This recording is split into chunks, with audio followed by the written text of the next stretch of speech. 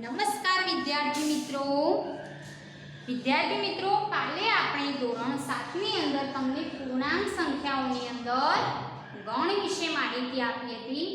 હવે આજે આપણે આગળ ચલાવીશું। બધાનું ધ્યાન આ બાજુ। કોઈએ હાલ નોટબુકની અંદર કંઈ પણ લખવાનું નથી। હું તમને જે શીખવાડું એ બોર્ડ ઉપર તમારે શીખવાનું છે। પછી તમને વિડીયોના ફોટા મોકલાવીશું। એ ફોટાથી તમારે નોટબુકની અંદર લખવાનું છે। હવે જુઓ વિદ્યાર્થી મિત્રો, પૂર્ણાંક સંખ્યાઓ।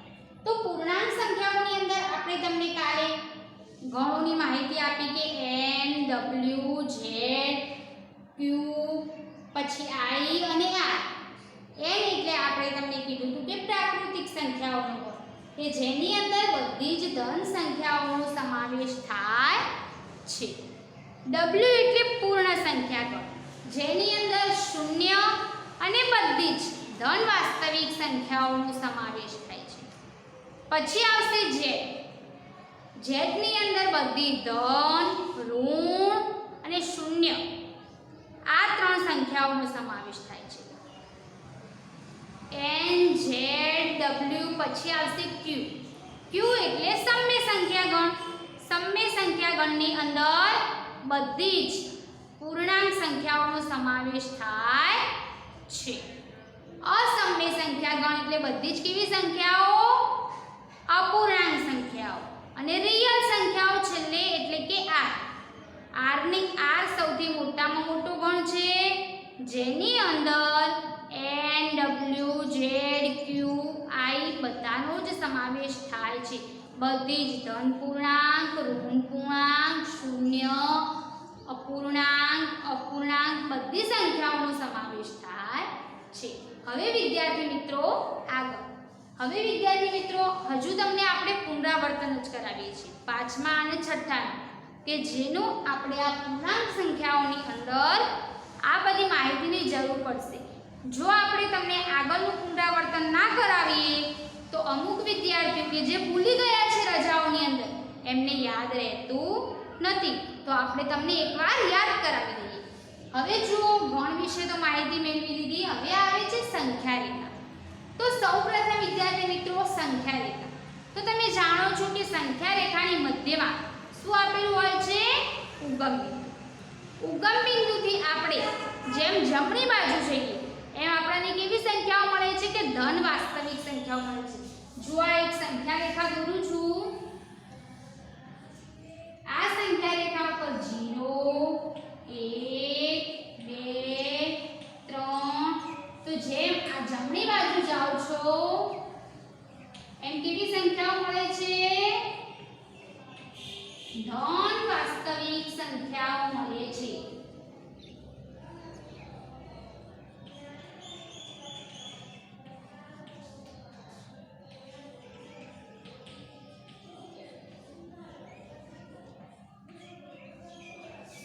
વિદ્યાર્થી મિત્રો જેમ જમણી બાજુ જઈએ છીએ 0 થી એમ ધન વાસ્તવિક સંખ્યાઓ મળે છે। હવે જુઓ, સંખ્યા રેખા પર 0 થી ડાબી બાજુ જવાનું છે। ડાબી બાજુ જો તો કેવી સંખ્યાઓ મળે છે? ઋણ સંખ્યાઓ। -1, -2 પછી આપ્યું છે -3 તો કેવી અનંત સંખ્યા રેખા ઉપર તમને કેવી સંખ્યાઓ મળે છે? અનંત સંખ્યાઓ। જેમ જેમ આગળ વધે જાઓ છો એમ સંખ્યા રેખા પૂરી થતી નથી, આગળ ને આગળ સંખ્યાઓ ચાલી જાય છે। તો ચલો વિદ્યાર્થી મિત્રો, સંખ્યા રેખા ઉપર 0 ની જમણી બાજુ ધન સંખ્યાઓ આવેલી છે અને ડાબી બાજુ ઋણ સંખ્યાઓ આવેલી છે। હવે જુઓ, અહીંયા મેં બોર્ડ ઉપર કેટલીક માહિતી લખી છે જેની સમજ આપણે મેળવવાની છે। આ તમારે તમારી નોટબુકની અંદર લખી દેવાની છે। ચલો પહેલા હું તમને સમજાવી દઉં।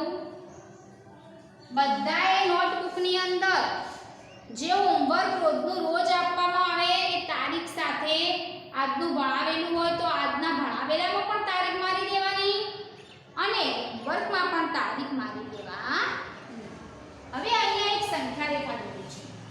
સંખ્યા રેખા પર પહેલું જુઓ, વાંચો। સંખ્યા રેખા પર ધન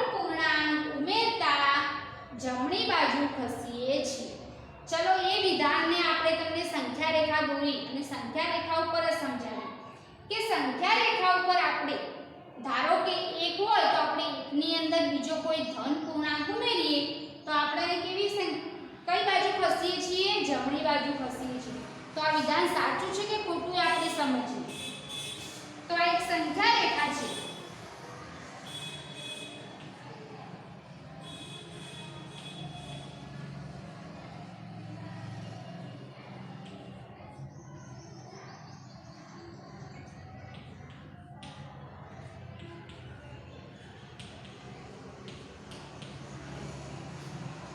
જો હું 1 ની અંદર 1 ઉમેરું, ધન પૂર્ણાંકની અંદર ધન પૂર્ણાંક ઉમેરું તો 1 + 1 એટલે કેટલા મળશે બેટા? 2। તો 1 અને 1 2। તો જો આપણું પહેલું વાક્ય શું કહે છે કે સંખ્યા રેખા ઉપર ધન પૂર્ણાંક ઉમેરતા આપણે જમણી બાજુ ખસીએ છીએ। તો જુઓ 1 અને 1 2। તો જો 2 કઈ બાજુ મળે છે? 1 ની જમણી બાજુ મળે છે કે નથી મળતા? તો હા। એ જ રીતે જો 2 ની અંદર 1 ઉમેરું કેટલા મળે છે? 3। તો ચલો વિદ્યાર્થી મિત્રો આપણું પહેલું વિધાન કેવું થયું? સાચું કે જેમ આપણે એક સંખ્યાની અંદર બીજો ધન પૂર્ણાંક ઉમેરીએ છીએ ત્યારે આપણે જમણી બાજુ ખસીએ છીએ। તો ચલો બધાને ખબર પડી ગઈ?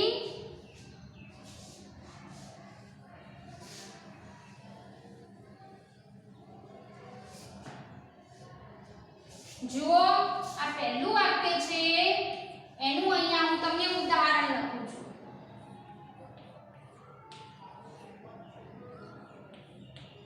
એટલે તમને બધાનો જ્યારે તમે નોટબુક ખોલીને બેસો તો તમને ખબર પડે કે આ વાક્ય કઈ રીતે સાચું છે।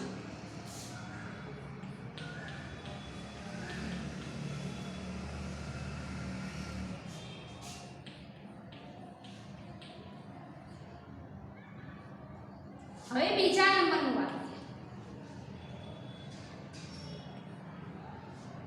બીજા નંબરનું વાક્ય શું કહે છે? ચલો વાંચો કે ઋણ પૂર્ણાંક ઉમેરતા જઈએ તો ડાબી બાજુ ખસીએ છીએ। સંખ્યા રેખા ઉપર જો ધન પૂર્ણાંક ઉમેર્યા હતા તો આપણે જમણી બાજુ ખસતા હતા। હવે કહે છે કે ઋણ પૂર્ણાંક ઉમેરીએ તો ડાબી બાજુ ખસીએ છીએ।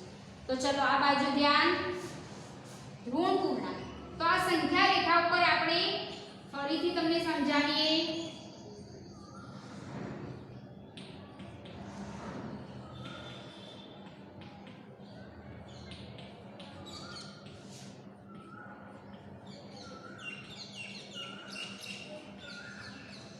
સંખ્યા રેખા ઉપર આ બે આપ્યા છે તો આ બે માંથી એક બાદ કરું તો કેટલા મળે છે? 1। હવે 1 માંથી 0 બાદ કરું છું। 1 માંથી 0 ની બેટા, 0 માંથી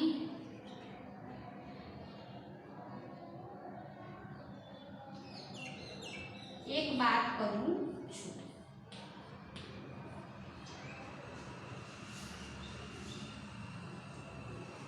તો 0 માંથી કેટલા બાદ કરવાના છે? 1।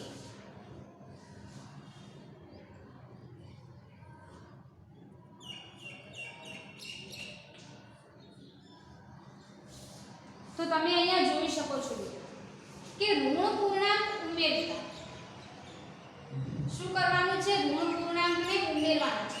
વાક્ય વાંચો એકવાર, આ ફરીથી જુઓ, સમજો એકવાર। અહીંયા તમને શું કીધું છે બેટા કે ઋણ પૂર્ણાંક ઉમેરવાના છે, આપણે બાદ કર્યા, સોરી। ઋણ પૂર્ણાંક ઉમેરતા ડાબી બાજુ ખસીએ છીએ। પહેલાની અંદર શું હતું કે ઉમેર્યા, જેમ જેમ ધન પૂર્ણાંક ઉમેર્યા એમ જમણી બાજુ ખસ્યા। હવે અહીંયા શું કીધું છે કે ઋણ પૂર્ણાંક ઉમેરવાના છે બેટા। તો ઋણ પૂર્ણાંક ઉમેર્યું તો જુઓ 2 ની અંદર -1 ઉમેર્યું તો 2 - 1 થઈ જાય। તો 2 - 1 બરાબર કેટલા થાય બેટા? 1। તો જો 2 - 1 કર્યા તો આપણે ફરીથી આપણને કેટલા મળ્યા? 1। એ જ રીતે 3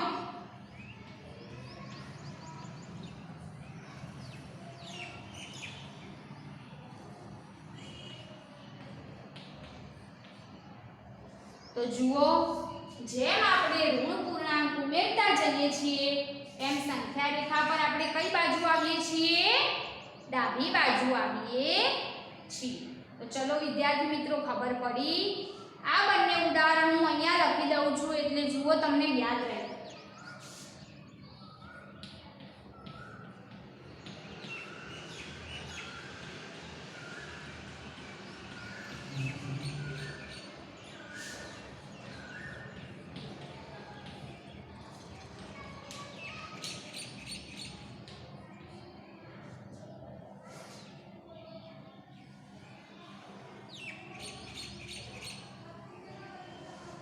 તો વિદ્યાર્થી મિત્રો, આપણું બીજું વિધાન કેવું થાય છે? સાચું. હવે એ જ રીતે આપણે ત્રીજા વિધાનને સમજીએ કે ધન પૂર્ણાંકની બાદબાકી કરતો ડાબી બાજુ ખસીએ છીએ.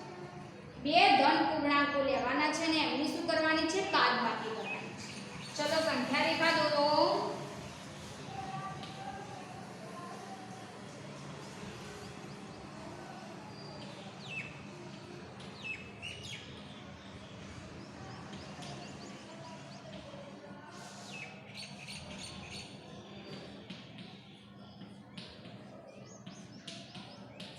હવે જુઓ, વાક્ય વાંચો બેટા એકવાર આ બાજુ.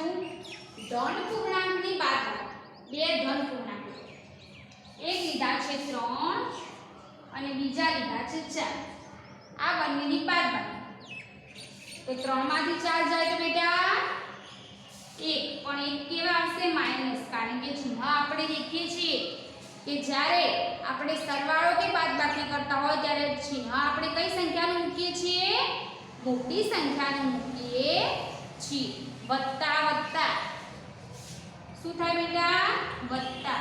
વત્તા ઓછા તો ઓછા, ઓછા વત્તા તો ઓછા, ઓછા ઓછા તો વત્તા. પણ ચિહ્ન શાનું આવશે બેટા?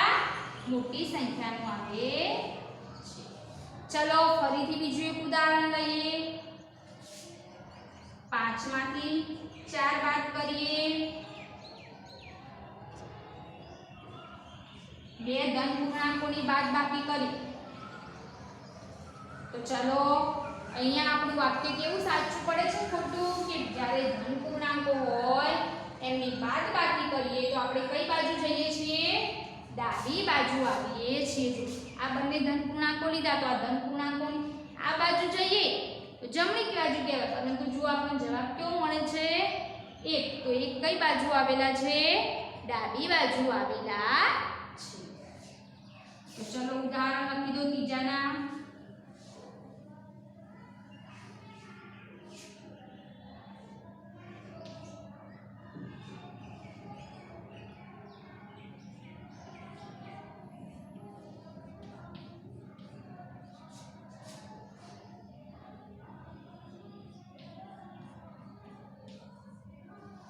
હવે જુઓ બેટા, ચોથા નંબરનું વાક્ય છે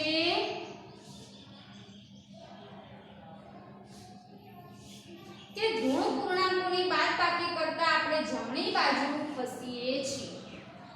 બે ઋણ પૂર્ણાંકોની જ્યારે આપણે બાદબાકી કરીએ છીએ ત્યારે કઈ બાજુ ખસીએ છીએ? સંખ્યા રેખા ઉપર જમણી બાજુ ખસીએ છીએ. જો અહીંયા ધ્યાન આપો.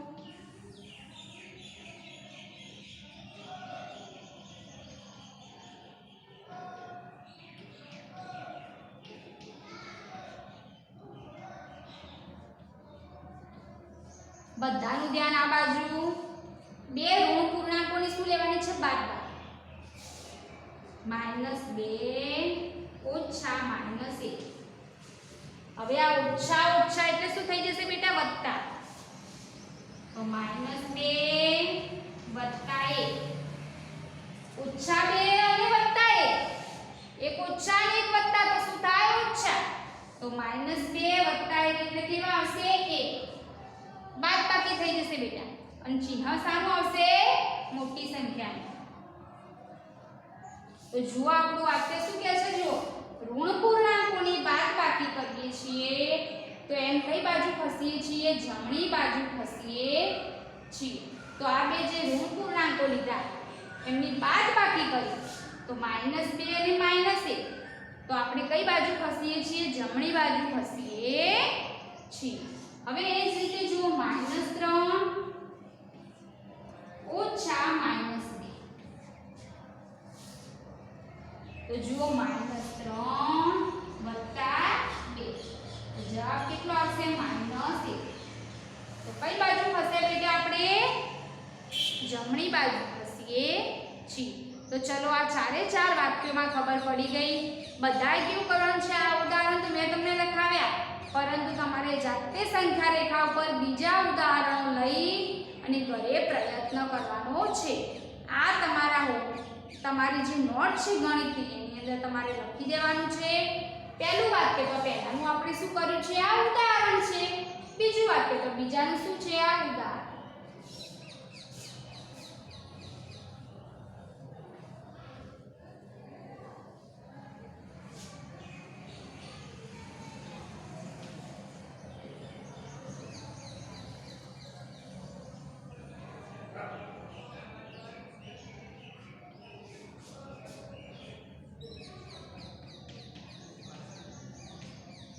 તો વિદ્યાર્થી મિત્રો આ ચારે ચાર વાક્યોમાં તમને ખબર પડી ગઈ હશે હવે અગાઉની માહિતી આપણે આગળના વિડીયોમાં મેળવીશું નમસ્કાર